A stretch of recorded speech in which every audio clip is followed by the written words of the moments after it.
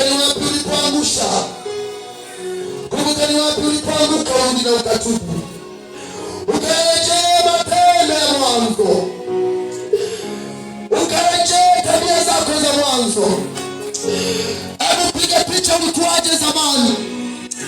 Zamani ulikuwa huwezi kuridhika kama hujahubiri injili mitaani.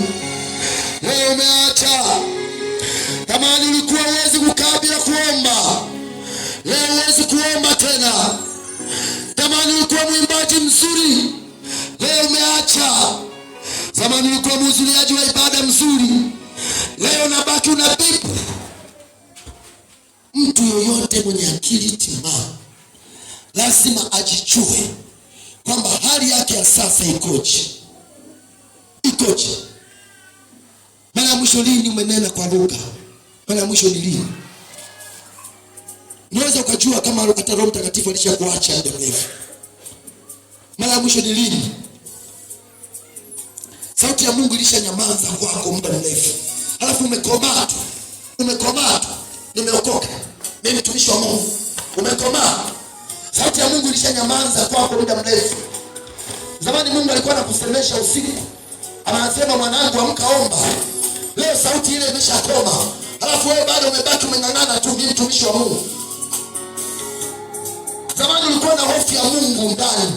Ulikuwa huwezi kusengenya. Ulikuwa huwezi kusema uongo. Leo unasema uongo, yani kusema uongo ni kama kuna jojo.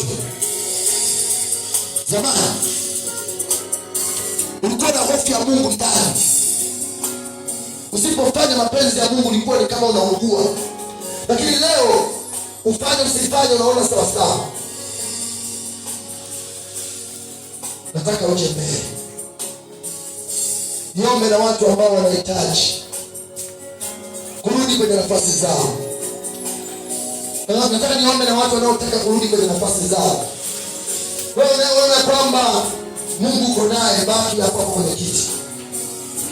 Lakini yule anasema hapana, najitathmini, nimejiona kwamba nimepelea. Kuna mahali nahitaji nitengeneze mchana leo. Kuna mahali nahitaji nitengeneze, huyo namtaka. Wale wengine wote wanasema mimi Mungu ni naye. Mbona Roho Mtakatifu ni naye?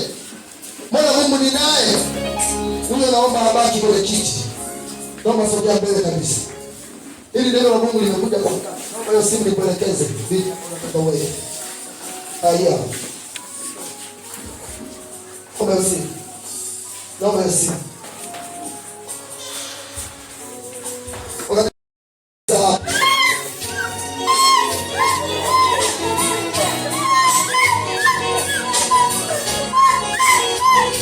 Wakati tunaimba wewe unaendelea kusimama mbele za Bwana.